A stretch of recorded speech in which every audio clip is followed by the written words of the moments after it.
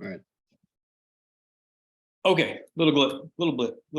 No worries. All right, so let's go through number 5. And number 5 is continue to persist in your own personal growth, right? Like regardless of how successful you've been, you've got to consistently work on yourself. So what I want you guys to do is just write down 3 things right now that, like for Joe, I know you're going to want to focus on your nutrition and your exercise, but write 3 things down real fast that you guys could work on for your own personal growth. Because again, your other dynamics, they spill into your business.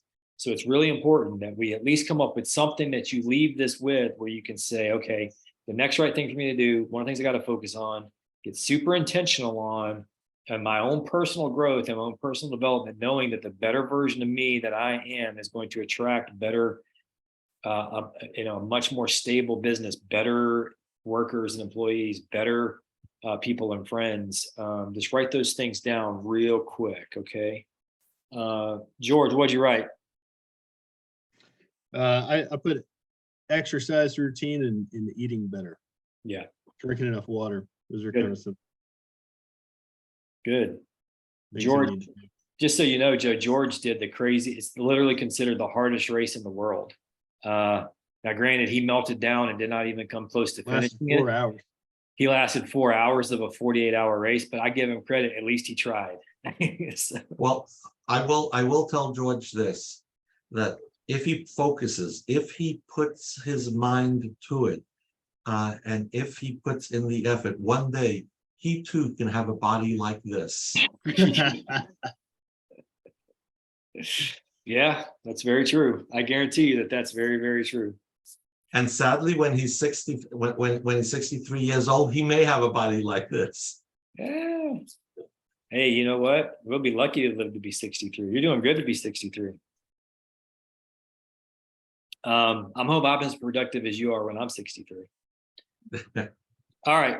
Now let's wrap this up. And this was a really important one. This is number 6, right? And it's super, super critical. It's one of the most important aspects of any kind of leadership. It's one of the most important ways to get out of a rut, because we all have blind spots. We all have issues that we don't see, things that we need to be seeing. And on the handout here, number 6, give others permission to call you out when they see you getting off track. Give them permission to, you have to provide an environment where your employees, your wife, your friends, everybody has, get your ego out of the way, but everybody has the ability to tell you when you're wrong, or tell you when you're not on track, or you're not doing the next right thing. Because what happens is you get into business and you start doing well, you start making really good money, you start having some free time, and next thing you know, you let all these habits go out. But then on top of that, sometimes your character goes out. On top of that, sometimes your other dynamics get thrown out of the window, and you lose focus. But then you lose focus with your blind spots on like what's happening in your business. You quit being accountable to yourself, and you quit holding your staff accountable. But then you also a lot of times provide an environment where they don't feel like they can come to you and they can tell you, hey man, you're off track, or hey, listen, you need to pull it together. And that's really critical. It's super critical, because if you don't, the really, really good employees underneath you that have fear that they're going to be reprimanded, or fear that they're going to create waves or cause problems, they're not going to tell you when things are about to go sideways, or they will try to hide and minimize some of the things that are going on because they're worried that it's going to not go well for them. And so we have to make sure we are super mindful of our own blind spots and the culture, that this is more of a culture thing with everybody around us, but we have to drop our ego and let other people know that it's okay to call us out. Okay. We've got to have a lot of really good seeds of positive energy there. It'll go a long ways for us. Tell those around you that they have permission. And then finally, one of the things that we want to do, and this is something I need to work on, I'm actually going to tweak this, is my nightly routine. What does my nightly routine look like? That's a big one as far as how do I get out of a rut, because it's like running the tape, like football teams, they run tape, right? They go back and they look at game film. Everybody looks at game film, and real big organizations need to do that. Really small organizations need to do this. On a personal level, we need to run the tape back of our day. Did we treat everybody well? Did we leave other human beings in a better place than we found them? Which means, did we say something nice to them, or did we remind them that they're important to us? Did we, or did we treat the valet bad, or did we treat the cashier at the store bad? Those things matter. And then on top of that, did I focus on the next right thing? Did I focus on what really mattered? Was I super, super busy today, or was I super productive? And it's clear. I mean, for sure, it's something I need to work on. I mean, there's no doubt I've got plenty of work to do in this area, but my nightly inventory does need to change because that helps you sleep better. But on top of that, it helps you wake up with a little bit more intention and a little bit more focus on the next day. Okay, what am I going to do today to make sure that I'm on track, right? Like, what am I going to do to make sure that today is not going to look like yesterday if yesterday was a bad day, or if yesterday was a great day, what happened and what made it a great day, and how do I reproduce that day? Does that make sense? Yes. Perfect. Good. All right. So, I always promise that I'm going to knock these things out in 45 minutes. It's been 43 minutes, so that's perfect. And then what I want to do is, do you guys have any questions, or do you have anything you want to work your way through? I know, Joe, you have to go to the airport, so you got to run, but here's the thing. Here's a question for you before you go, though. What was the biggest takeaway for you from this training, and did you find it valuable? I found it valuable, and I found it useful. The trick is figuring out how to use it to improve some of the things that I do, and some of the things that I do are personality based, so it makes it really, really hard. Mm-hmm. If you know, it's one thing to have something that is a habit, if that's habit based. It's another thing to have something that's personality based. They're very different. Yeah. Yeah.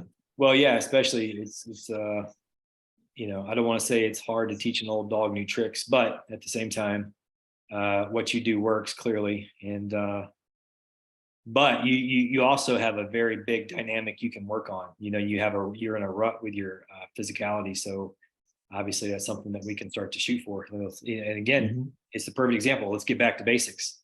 It's super simple. Let's get back to basics. Yep. It's like I've come to the conclusion that I'm never going to get back to my original weight, 8.5 pounds. Yeah, that's true. That's very true. How about you, George? What's the one big takeaway, and did you find this valuable? Yeah, I thought this training was really valuable, and I don't know. I think the last thing kind of caught my eye that I jotted down, just even if, like, because I've done that in the past where I'll tell people, I'll pick on Abby for an example, just that I'll be like, hey, like, tell me when I'm getting off track. I want you to be able to have that conversation, and us to be open like that, and for you to give me your perspective. But when she actually does, I get all pouty and stomp my feet, and that doesn't jive well. So really, being able to do that's really important. So and you can't just say it. You actually have to allow that to happen, or people are just going to do the same thing. They're not going to tell you, and then something's going to blow up on you, which has happened to me. So me too. Something I thought about. Me too, believe me. Yeah, that pride gets in the way all the time. It's mind-blowing watching business owners let their pride get in the way, and they're just train wrecking their business. Well, to be fair, I do that on a regular basis, but I have like a quasi rule that I put in place that if someone's going to suggest to me how to do something better, or have a criticism of something that I'm doing, okay, I expect them to tell me how they think I can improve it, fix it. And if you tell them that, if you see me doing something wrong, can you do me the favor of telling me, since you think it's wrong, how you would do it to improve it? Because that does two things. One, it keeps people from criticizing stupid minor things, and lets them focus on when they really see something that's important, that's what they'll bring up to you. Because the last thing I found is that you want is when an employee or someone you're working with, for whatever reason, is having a bad day, and they're comfortable with making somebody else feel bad so they feel better. Yeah. They tend to do that for no reason.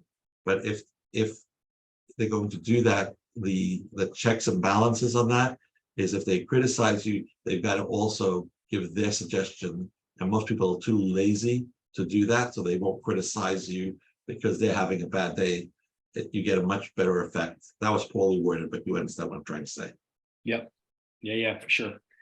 Yeah, that's a whole nother training, talking about emotional poison, and the emotional poison that when people walk in the door, what we definitely want to do when we're in a rut is be the gossiper. We don't want to let people gossip beneath us. We don't want to be the person who's gossiping. We certainly don't want to be dumping our emotional poison onto our employees. And that happens all the time too. In both directions. Yeah. Yep. Very quickly, I've got to jump off. Yep. George, I will be calling you at the end of the day, if that's okay with you. Yeah, fantastic. Just give me a call. You got it. All right, guys. Everybody. Hope you enjoyed it. Thank you so much.